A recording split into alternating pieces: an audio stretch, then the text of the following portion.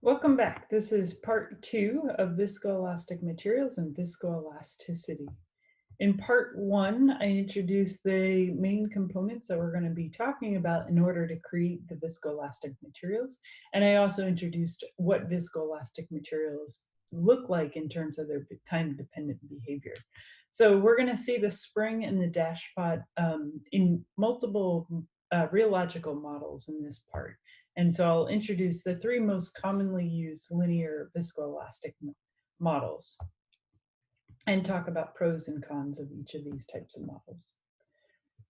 So in each of the models, we'll combine the elastic springs and the viscous dashpots, and this will allow us to describe both the elastic behavior and the viscous behavior of our viscoelastic materials.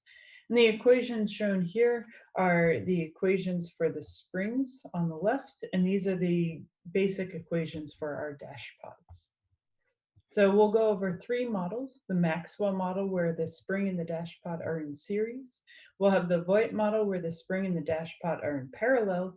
And then lastly, we'll increase our complexity of these models using the standard linear model, where the spring is in parallel with a Maxwell model. And of course, it's important to note that our theory here, our models that we're creating, our mathematical models, are only valid if they actually describe the observed experimental behavior. So I'll end with reminding about how we expect or how we see viscoelastic materials behave in the laboratory and which one of these models best represents that behavior. So we're going from the physical space to our theoretical space. So if we have a cylindrical specimen and we're applying a stress or a strain, we typically think of this as, in our linear elastic assumptions, we can think of this as a spring that's being loaded under stress or strain control. And now all we're really doing is we're adding a dashpot to this mixture to look at how can we actually describe the time-dependent behaviors. So the first one we're going to start with is the Maxwell model, where we have our dashpot here on the left and then the spring on the right. And these are in series. So just take a moment to look at this model and think about how each one of these components would respond separately to a sudden increase in strain or a sudden movement in strain, a heavy side step function. So that's what we have here, which we introduced in part one of this series, where we have a heavy side step input and we hold it for a certain period of time.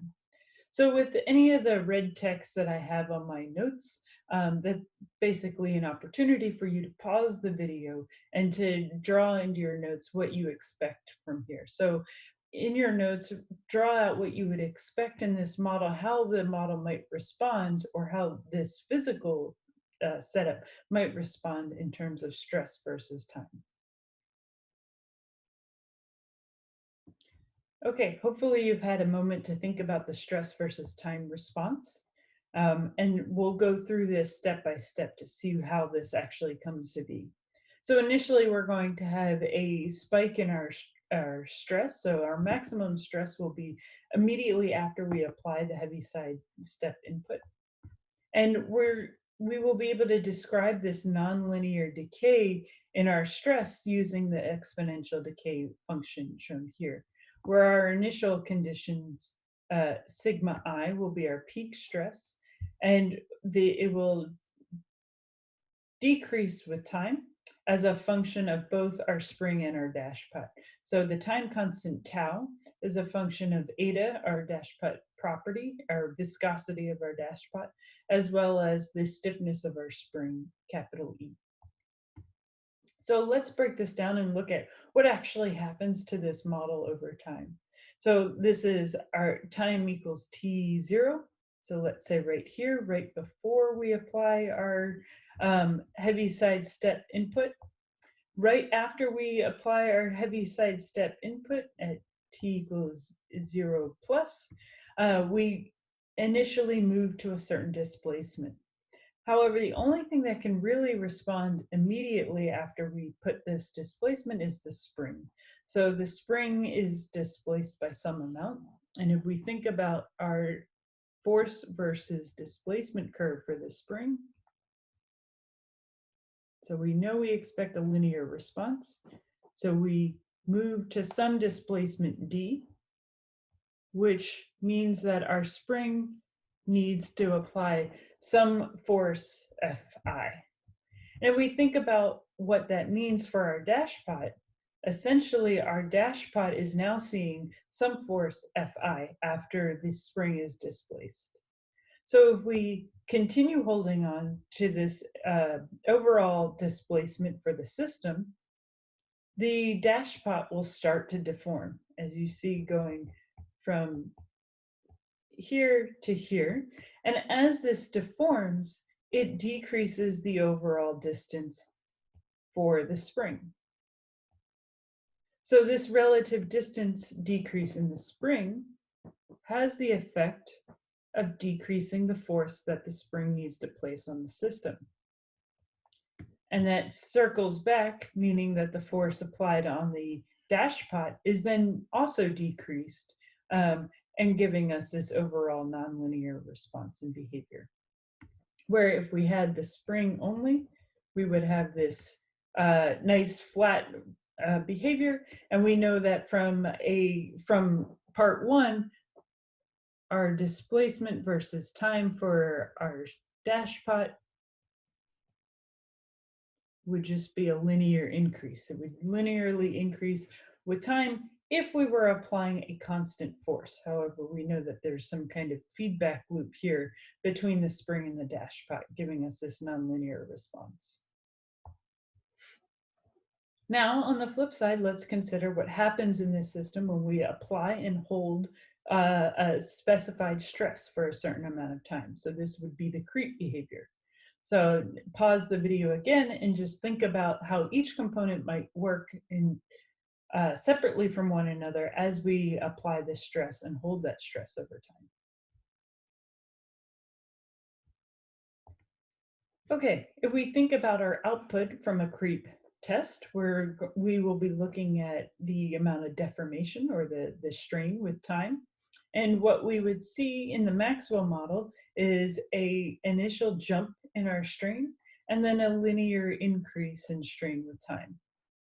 And we can describe this behavior, this response, as a function of our dashpot eta and our function of our spring stiffness E. And the initial response, this initial jump, is described by this term here, sigma over E. And that's really just from what we know from the spring, where the stress on the spring is equal to the stiffness of the spring times the strain that is applied to the spring, sorry. So again, if we graphically look at this and think about what happens when we apply a stress and we hold this stress, at time equals t0, we have our spring and our dashpot, and then we apply a heavy side step input. And initially, again, only the spring is going to respond. And so our spring is going to be extended outwards with no displacement on the dashpot. However, the spring is going to be applying a force, the same stress that is being held initially and held fixed, causing the dashpot to slowly increase with time. And since the force is constant, the amount of deformation of our spring will also stay constant. So this is broken down in two different ways here, where this displacement or this strain is due to the spring. And then this overall displacement here is due to the dashpot, and they're just added together. So the Maxwell model describes some materials and stress relaxation fairly well, but it is not realistic for creep. We don't really see this linear behavior in linear viscoelastic materials. So if we think about moving the spring and the dashpot into a different position, now they're in parallel of one another. Let's think about how they respond in stress relaxation and in creep. So in this setup, the strain that's applied to the entire system will be the same for both the spring and for the dashpot. And so what that means is that when we try to apply a heavy side step input for strain, we know that the dash pot is going to be heavily resistant to this movement. Think about our donkey from part 1. And so that's why you see this theoretical infinite stress response, and then it would flatten out and stay flat wherever it happens to lie. This is also shown theoretically, but is not representative of viscoelastic materials. So we know that this is not a really good model for materials that we see. For the creep response of our Voigt model, the overall stress on our system is going to be distributed over the spring and over the dash pot. So we want to think about how each one of these components respond to a step input of stress. We know that the dash pot is again going to be resistant to any initial movement. Therefore, the spring is not going to initially move. So that's why we're starting at 0 for our stress or for our strain output here. And if we think about the dash pot response with time,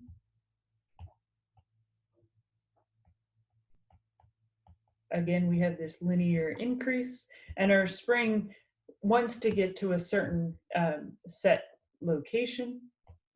So if this is the dash pot,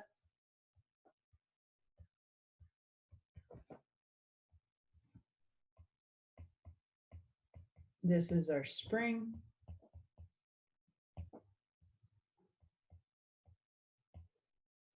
Our initial response for the combined system is 0, and as it linearly increases, it will hit a plateau at the point where it gets to the strain of this the spring.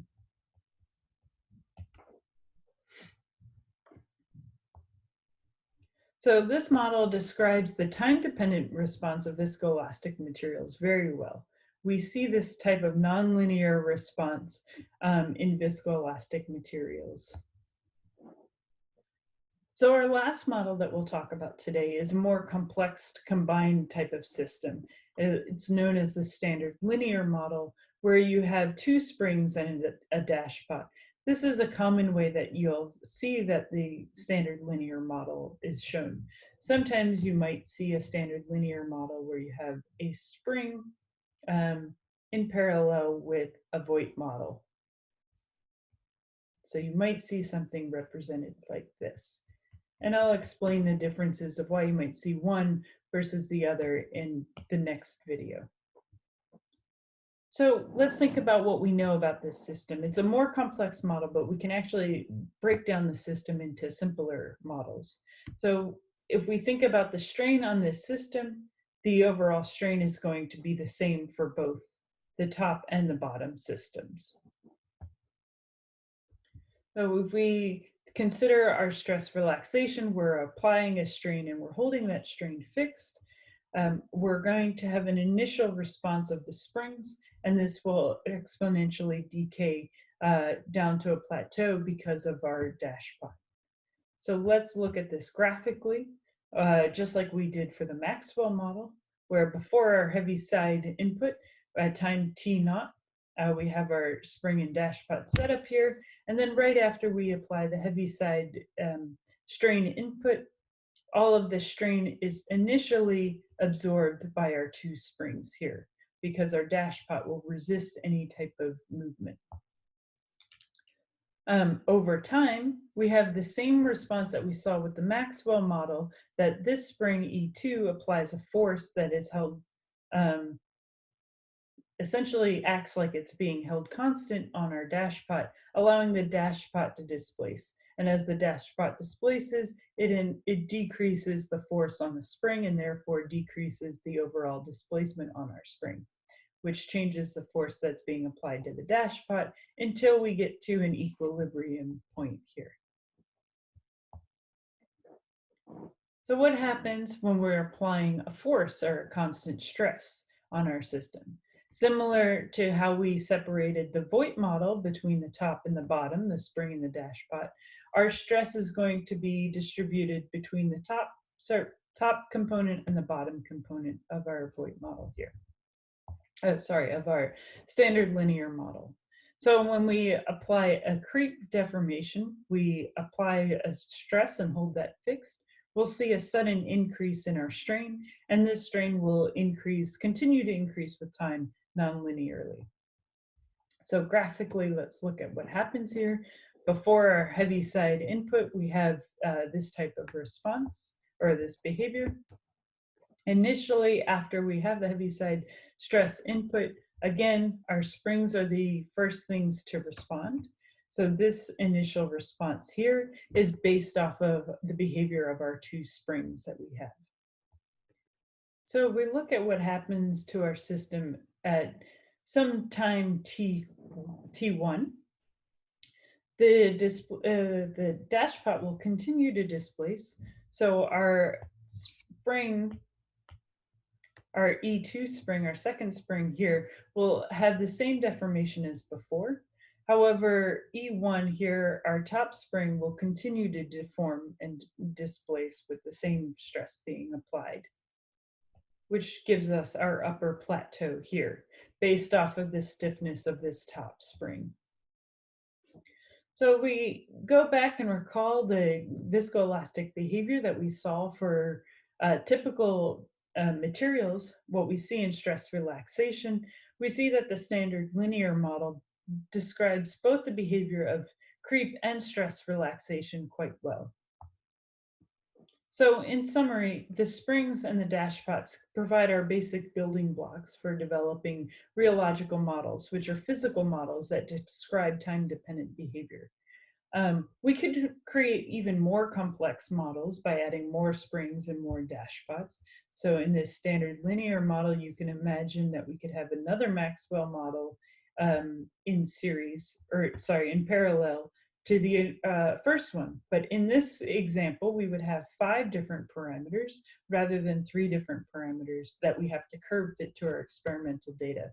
And anytime you increase the number of parameters in your model, you increase the likelihood that you will have non-unique parameters.